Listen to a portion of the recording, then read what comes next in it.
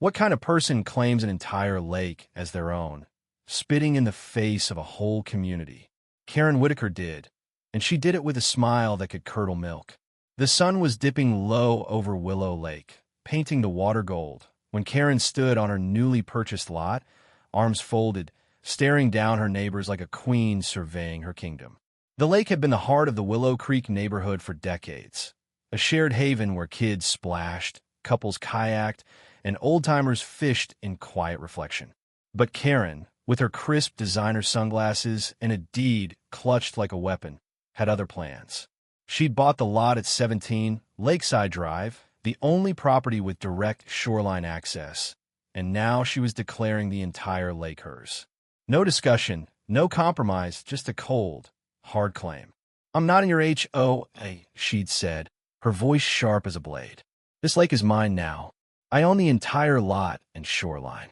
The neighbors gathered that evening, a small crowd of stunned faces, their whispers buzzing like angry bees. Emma Larson, who'd lived in Willow Creek for 20 years, stood at the front, her hands trembling with rage. She'd spent countless summers teaching her kids to swim in that lake, and now this outsider was fencing it off? Emma's husband, Tom, tried to keep his voice steady as he waved a copy of the HOA bylaws. "The lake's communal property, Karen. It's in the records. You can't just—" Karen cut him off, her laugh a brittle thing. "Check the deed, Tom. My lot, my lake. You don't get to tell me what I can do." The air crackled with tension, the kind that makes your chest tight. Nobody knew how it had come to this so fast, but Karen's arrival had cracked the neighborhood open like a fault line. Emma couldn't sleep that night. She sat at her kitchen table, the glow of her laptop casting shadows on her face as she scoured property records. Karen's lot was indeed unique. 17 Lakeside Drive had been sold off years ago in a murky deal nobody remembered. The HOA had assumed it was still under their jurisdiction, but the fine print told a different story. Karen's deed was ironclad, or so it seemed, giving her control over the shoreline. Emma's heart sank as she read the words, "Exclusive access to Willow Lake." How could one person own what belonged to everyone?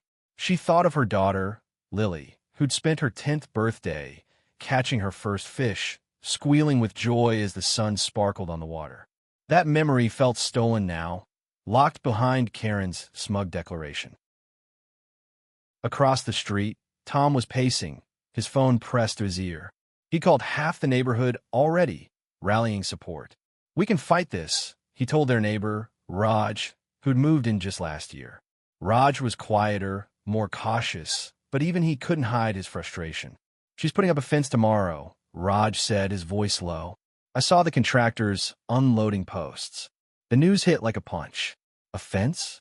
Around their lake? The place where Raj's son, Arjun, had learned to skip stones? Where Emma and Tom had gotten engaged under the willows? It was unthinkable, yet Karen was making it real. By morning, the neighborhood was a powder keg. Karen's contractors arrived at dawn, their truck rumbling through the quiet streets. Metal posts glinted in the early light, and the sound of a hammer driving them into the earth echoed like gunfire. Emma stood on her porch, watching as the first section of chain-link fence went up along the shoreline. Neighbors gathered, some shouting, others murmuring in disbelief. Karen stood by her driveway, unmoved, her phone in hand as if daring anyone to challenge her. "It's my property," she said, loud enough for everyone to hear. "You don't like it? Take it up with the law." Emma felt her pulse race. She wasn't a fighter, not really, but something in her snapped. She marched across the street, Tom trailing behind, and faced Karen head-on. "You can't do this," Emma said, her voice shaking but firm. "This lake belongs to all of us. It's our history, our home." Karen's eyes narrowed, her smile thin. "History doesn't pay the bills, Emma. Ownership does." The word stung, but what came next was worse. Karen leaned in, her voice dropping to a whisper. "You think you're the good guy here? Wait till you see what I found in the records. You're not as innocent as you think." Emma froze. What did that mean? Karen's cryptic jab hung in the air, a splinter in Emma's mind. She glanced at Tom, who looked just as confused. The contractors kept working, the fence creeping higher, and the crowd grew louder. Raj stepped forward, his usual calm replaced by a rare edge. "You're tearing us apart, Karen. Why? What's this really about?" Karen didn't answer, just turned and walked back to her house, leaving the neighborhood to simmer in her wake. That night, Emma dug deeper into the records, her eyes burning from the screen's glow. She found something, a forgotten clause in the HOA's original charter, buried in decades-old paperwork. It hinted at a shared ownership model for the lake, but it was vague, open to interpretation. Could it be enough to fight Karen's claim? Emma wasn't sure, but it was a spark of hope. She texted Tom and Raj, her fingers flying. "We need a meeting. Tomorrow. We're not losing this lake." As the moon rose over Willow Creek, the neighborhood felt different, fractured, angry, but not defeated. Karen's fence might be going up, but the fight was just beginning. And somewhere in the shadows, a truth was waiting to surface, one that would change everything. The meeting was held in Emma's living room, the air thick with coffee and tension. Neighbors crowded on his sofas and folding chairs, their voices a low hum of outrage and fear. The lake was more than water. It was their anchor, their shared story. Karen's claim threatened to unravel it all. Emma stood at the front, clutching the old HOA charter like a lifeline. "There's a clause here," she said, her voice steady despite the knot in her chest. "It says the lake is a communal asset, tied to the neighborhood's founding. We might have a case." Tom nodded, his jaw tight, but Raj looked skeptical. "It's vague, Emma. Her deed is specific. We need more." He was right, and Emma knew it. The clause was a thin thread, not a rope. Still, the room buzzed with ideas. Legal action, a petition, even a public protest. Mrs. Delaney, who'd lived in Willow Creek since the 70s, spoke up, her voice frail but fierce. "That lake's been here longer than any of us. My husband proposed to me there. Karen can't just take it." The room murmured agreement, but the weight of Karen's deed hung over them like a storm cloud. Outside, the fence was nearly complete. By noon, it stretched across the shoreline, a cold, metallic barrier cutting off the lake's edge. Kids stood at the edge of the grass, staring at the water they couldn't reach. Arjun, Raj's son, kicked a pebble, his small face crumpled. "Why is she so mean?" he asked. Raj had no answer, just a hand on his son's shoulder. Emma watched from her porch, her heart twisting. She'd promised Lily they'd swim this summer, but now the lake felt like a mirage. Then came the twist nobody saw coming. Raj, who'd been digging through county records on his own, called Emma that afternoon. "You need to see this," he said, his voice urgent. He arrived at her house with a folder, his hands shaking as he spread the documents on her table. It was a land survey from 1985, predating the HOA's current charter. The survey showed that 17 Lakeside Drive, Karen's lot, had once been part of a larger parcel that included the lake itself. But here was the bombshell. The parcel had been split illegally, without proper approval. The lake was never meant to be privately owned. Emma's breath caught. "This could change everything," she whispered. Raj nodded, but his eyes were wary. "Karen's not stupid. She must know about this. Why is she so confident?" The question gnawed at Emma as she pored over the survey. The illegal split was a crack in Karen's armor, but it wasn't enough on its own. They needed proof, witnesses, something to make it stick. And Karen's earlier jab, her hint that Emma wasn't innocent, kept echoing in her mind. What did she know? The next morning, Emma and Tom went to the county office, armed with the survey. The clerk, a tired-looking woman named Marla, confirmed the split was shady, but warned them it would be a fight. "You need to prove intent," she said, pushing her glasses up. "And the original owner's long gone." Emma's heart sank, but Tom pressed on. "Who sold Karen the lot?" Marla hesitated, then pulled up a record. "Some holding company. Willow Properties, LLC. Dissolved right after the sale." The name meant nothing, but it felt like a dead end. Back at Willow Creek, the neighborhood was fracturing. Some wanted to sue, others to negotiate. A few, like Mr. Carver, Thought Karen might have a point. She paid for the lot, didn't she? He grumbled at the next meeting. Emma shot him a look. She's stealing our lake, Dan. You okay with that? He didn't answer, but the divide was clear. Karen's presence was a wedge, splitting neighbors who'd once shared barbecues and babysitters. That evening, Emma found Lily sitting by the fence, staring at the lake. Mom, why is she doing this? Lily asked, her voice small. Emma knelt beside her, fighting tears. Some people want to own things, not share them, she said. But the words felt hollow. She didn't understand Karen either. Not her motives, not her cruelty. All she knew was that the lake was slipping away, and with it, a piece of her daughter's childhood. As night fell, Emma sat at her laptop again, chasing leads on Willow Properties LLC. She found a name tied to the company, James Whitaker. Karen's husband? Brother? The connection was unclear, but it was a thread to pull. She texted Raj and Tom. We're close. Keep digging. The fight was far from over, but the survey had lit a fire in her. Karen might think she owned the lake, but Emma was ready to prove her wrong, even if it meant unearthing secrets nobody expected. The neighborhood simmered as the days passed, the fence now a permanent scar along the lake's edge. Karen's lot was a fortress. Cameras glinted from her porch, and a no trespassing sign hung ominously on the gate. Emma couldn't shake the name she'd found, James Whitaker. She spent hours online, cross-referencing records, until she unearthed an obituary from 2 years ago. James Whitaker, local real estate developer, dead at 52. Karen's late husband. The pieces clicked into place. James had owned Willow Properties LLC, the company that sold her the lot. But why dissolve it so fast? And why was Karen so determined to claim the lake?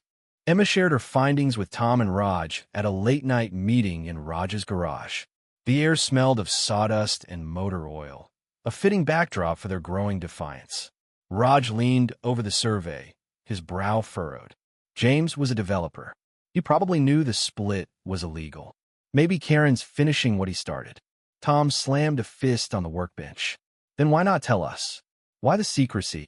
Emma had no answer, but Karen's whispered taunt about Emma not being innocent kept gnawing at her. It felt personal, like a trap waiting to spring. The next day, the neighborhood organized a protest. About 20 residents gathered near Karen's fence, holding signs that read, "Save our lake," and "Willow Creek forever." Emma stood at the front, her voice amplified by a megaphone Tom had borrowed. "This lake is our home, our history," she shouted. "We won't let one person steal it." The crowd cheered, but Karen didn't appear. Instead, a sheriff's deputy arrived, his cruiser idling nearby. "You're on private property," he said, pointing to the edge of Karen's lot. "Disperse, or I'll have to cite you." The crowd grumbled, but backed off. Emma's heart sank. Karen had the law on her side, at least for now. That afternoon, Raj found another clue. He tracked down an old county planner, Mr. Hensley, who'd worked on the original Willow Creek development. Over coffee at a diner, Hensley, now retired and gray, squinted at the survey. "This split was a mess," he said, tapping the paper. James Whitaker pushed it through, greasy palms. "I warned him it wouldn't hold up in court, but he didn't care. Said he had big plans for the lake." Emma leaned forward. "What plans?" Hensley shrugged. "Resort, maybe. Never got off the ground. He died before it could." The revelation hit like a thunderbolt. Karen wasn't just claiming the lake out of greed. She was chasing her husband's dream. But why so ruthlessly? Emma's mind raced as she drove home, the diner's fluorescent lights still buzzing in her head. She felt a strange mix of pity and anger. Karen was a widow, yes, but that didn't justify tearing apart a community. And what did any of this have to do with Emma? The confrontation came sooner than expected. That evening, Karen appeared at Emma's doorstep, her face a mask of controlled fury. "You're stirring up trouble," she said, her voice low. "You think you're saving the lake, but you're just digging your own grave." Emma's pulse quickened. "What's that supposed to mean?" Karen's eyes glinted. "Your family's not so clean, Emma. Check your own backyard before you come for mine." She turned and left, her words hanging like smoke. Emma stood frozen, her mind spiraling. Her family? The Larsons had lived in Willow Creek for generations, but they weren't perfect. Her father had been on the HOA board decades ago, back when the lake's ownership was first debated. Could he have been involved in the illegal split? The thought made her stomach churn. She called Tom, her voice shaking. "We need to look at my dad's old files." Now, they spent the night in Emma's attic, sifting through dusty boxes. Most were filled with receipts and holiday cards, but one folder caught her eye, labeled Willow Creek, 1985. Inside were letters between her father and James Whitaker. They were vague, talking about opportunities and mutual benefits. One line stood out. "The lake's a gold mine, but we need to keep it quiet." Emma's heart pounded. Had her father known about the illegal split? Was this what Karen meant? As dawn broke, Emma felt the weight of the truth pressing down. The fight for the lake wasn't just about Karen. It was about secrets buried in the neighborhood's past, secrets that might implicate her own family. She looked at Tom, his face pale in the attic's dim light. "We're in deeper than we thought," she said. "But we can't stop now." The attic discovery turned Emma's world upside down. Her father, a man she'd idolized, might have been complicit in the lake's murky history. The letters weren't proof, but they were damning enough to make her question everything. She barely slept, her mind replaying Karen's words. "Check your own backyard." By morning, she was resolute. If her family was part of this mess, she'd face it head on. But first, they had to stop Karen. The lake was still the heart of Willow Creek, and no amount of personal guilt would let Emma abandon it. She called a meeting with Tom, Raj, and Mrs. Delaney, who'd become their unofficial historian. They met at Raj's house, spreading the letters and survey across the dining table. Mrs. Delaney's eyes widened as she read the correspondence. "Your dad and James were thick as thieves back then," she said, her voice heavy with memory. "They wanted to develop the lake, turn it into some fancy retreat. The HOA fought them, but James had money and connections." Emma's throat tightened. "Did my dad know the split was illegal?" Mrs. Delaney hesitated. "I don't know, Emma, but he loved this place. He wouldn't have wanted this." The group decided to take the fight to court. They hired a lawyer, Sarah Klein, who specialized in property disputes. Sarah was sharp, her questions cutting through the fog of emotion. "The survey and letters are a start," she said, pacing Emma's living room. "But we need more witnesses, maybe old HOA minutes. If we can prove the split was fraudulent, Karen's claim collapses." Raj nodded, already typing on his laptop. "I'll track down anyone who worked with Hensley. Someone must know something." Meanwhile, Karen escalated. She installed a gate across the lake's only public access point, a narrow path the neighborhood had used for years. It was locked with a heavy chain, a private property sign bolted to it. Kids stopped playing near the shore. The lake felt like a ghost town. Emma's daughter, Lily, came home crying after seeing the gate. "It's like the lake's gone," she said, her voice breaking. Emma hugged her tight, fury burning in her chest. She wasn't just fighting for the neighborhood now. She was fighting for Lily, for Arjun, for every kid who deserved to grow up with the lake's magic. The tension boiled over at a town hall meeting. The room was packed, neighbors spilling into the aisles. Karen showed up, flanked by a lawyer in a slick suit. Emma took the podium, her voice steady despite the butterflies in her stomach.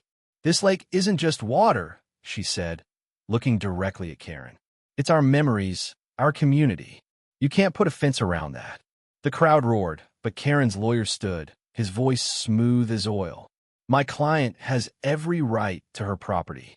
The deed is clear, and your HOA has no legal standing."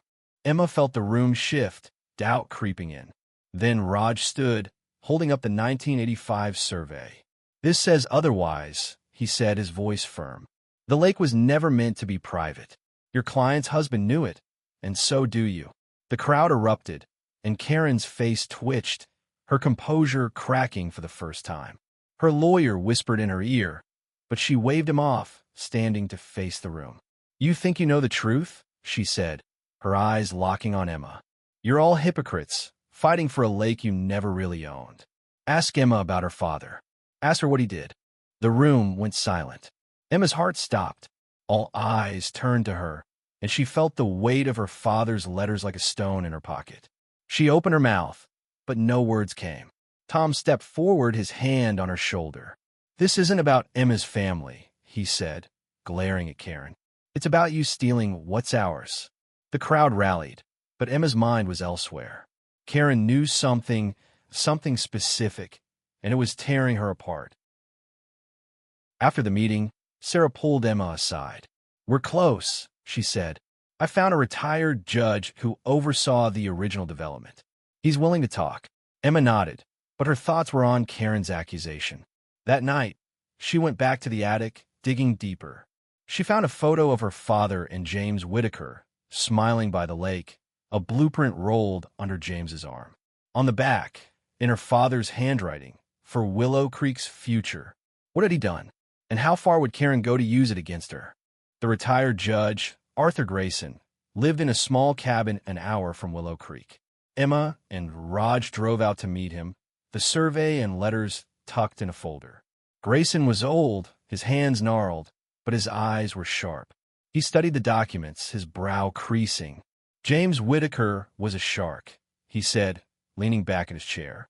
"He pushed that split through with bribes and half-truths. Your father, Emma, he was in over his head. Tried to stop James, but by then, the deal was done." Emma's chest tightened. "So, my dad wasn't part of it." Grayson hesitated. He knew it was wrong, but he didn't blow the whistle. Guilt ate at him. That's why he quit the HOA. The revelation was a gut punch. Her father wasn't a villain, but he wasn't a hero either. Emma drove home in silence, Raj's quiet presence a small comfort. She felt betrayed, yet oddly relieved. Her father had tried to do right, even if he'd failed. But Karen's knowledge of this history was a weapon, and Emma needed to know how she'd gotten it. Back in Willow Creek, the neighborhood was unraveling. Karen's gate had sparked vandalism. Someone spray-painted "Free the Lake" on her fence, and her cameras caught nothing. She doubled down, hiring security guards who patrolled the shoreline like sentries. The lake, once a place of laughter, was now a battleground. Emma's resolve hardened. She met with Sarah, who'd uncovered more, a witness, a former assistant to James Whitaker, willing to testify about the illegal split. "This could sink Karen's claim," Sarah said, her eyes gleaming. "But we need to move fast." The court date was set for 2 weeks later, and the neighborhood rallied. They raised money for legal fees, held bake sales, and circulated a petition that gained hundreds of signatures. But Karen wasn't idle. She launched a PR campaign, painting herself as a victim of a mob mentality. In a local news interview, she stood by her fence, her voice calm but cutting. "I'm protecting my rights," she said. "These people want to bully me into giving up what's mine." The interview twisted the narrative, and some outsiders began to side with her. Emma watched the broadcast, her blood boiling. Karen was playing dirty, and it was working. Then came the breaking point.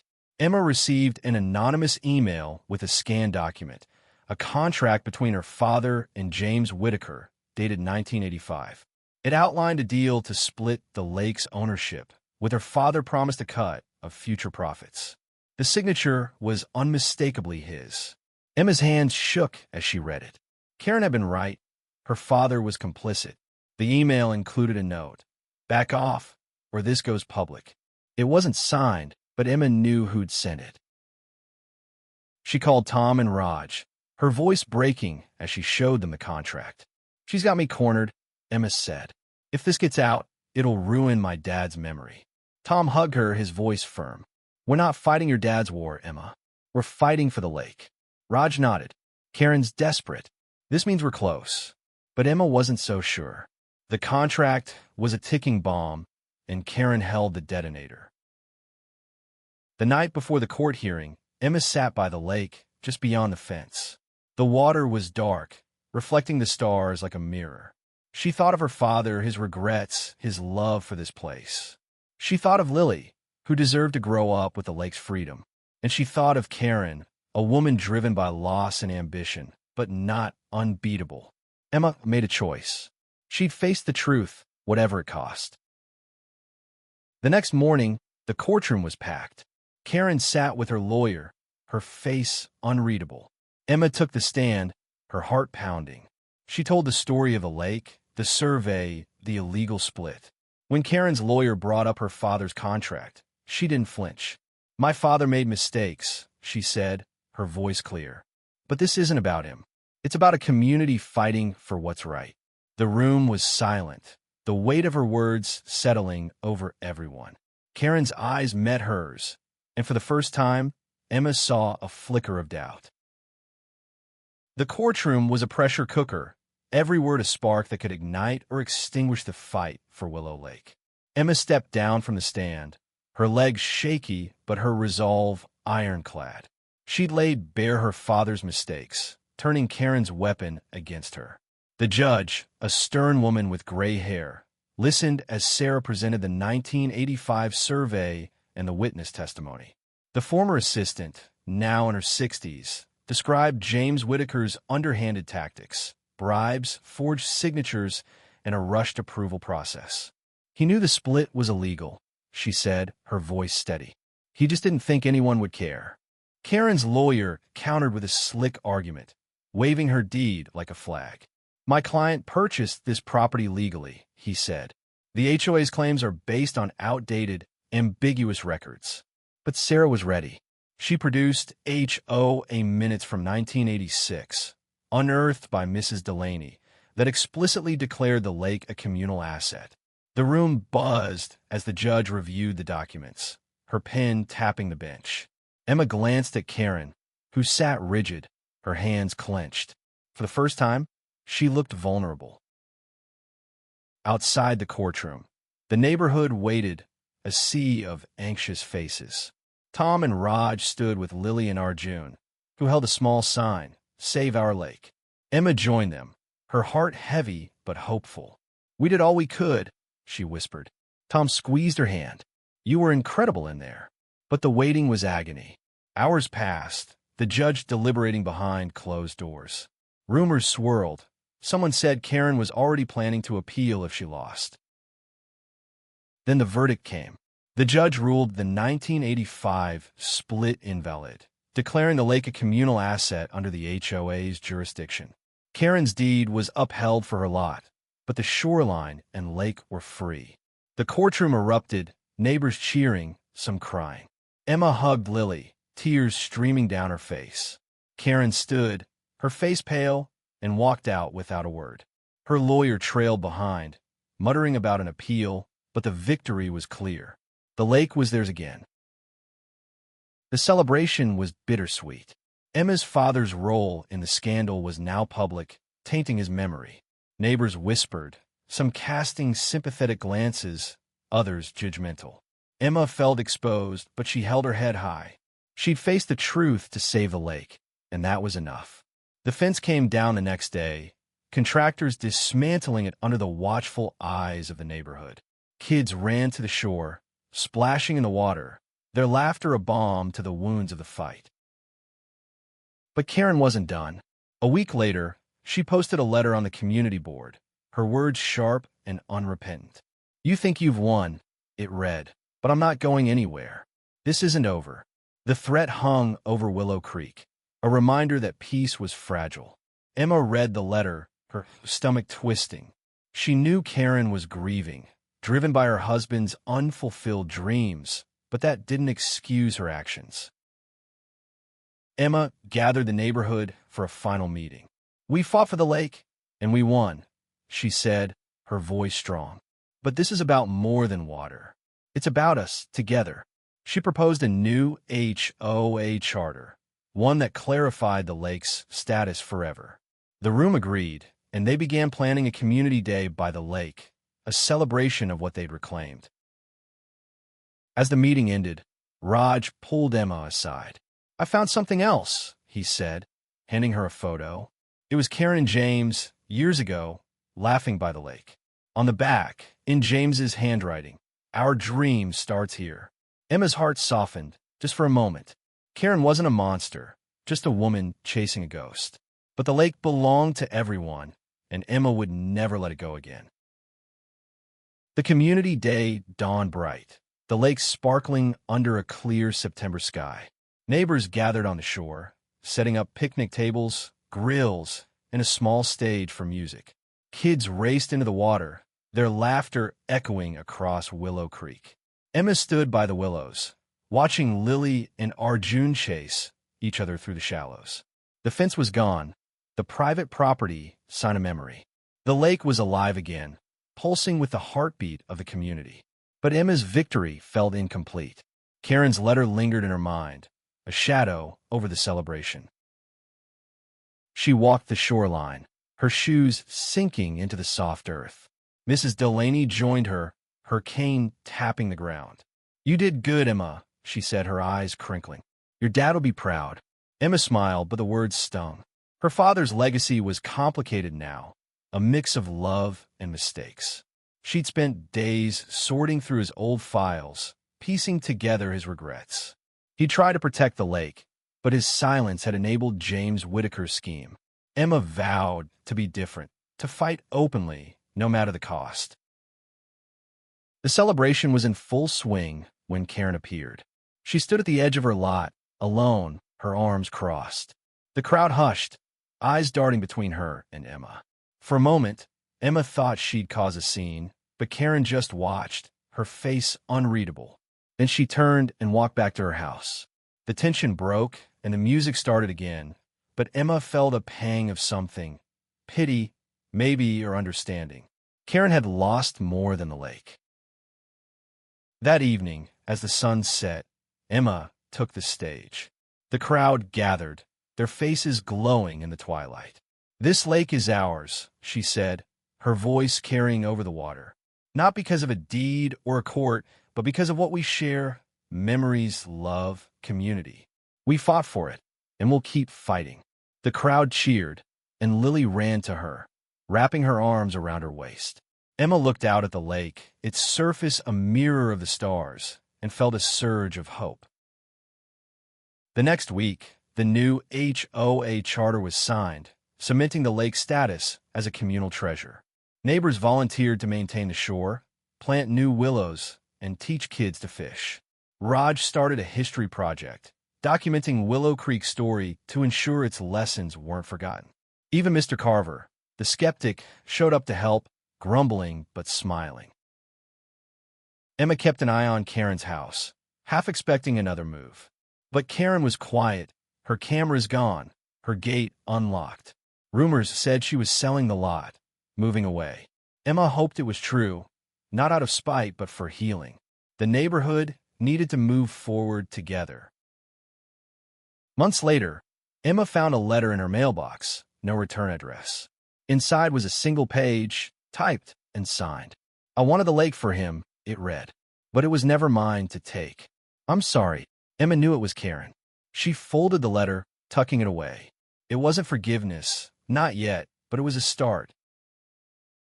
As spring bloomed, Willow Lake thrived. Families returned, their laughter louder than ever. Emma stood by the water, Lily at her side, and tossed a pebble, watching the ripple spread. The lake was more than a place now. It was a promise, a reminder that community could overcome greed, that truth could outshine secrets.